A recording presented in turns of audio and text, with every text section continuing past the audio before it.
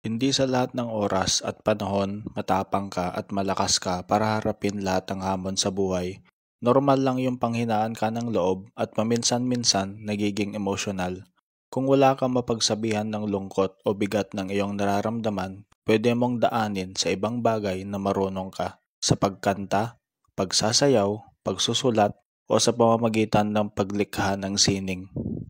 Hindi kinakailangan magaling ka sa lahat ng bagay at hindi lahat ng bagay ay kaya mong gawin. Kailangan mo na mahabang oras o panahon para matuto o maging magaling sa isang bagay.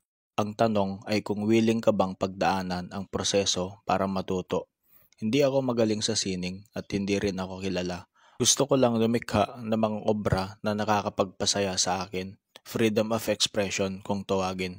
Hindi na importante kung magugustuhan ba ito ng ibang tao. Yun naman ang importante, kailangan mong maging masaya sa kahit na maliit na paraan lamang.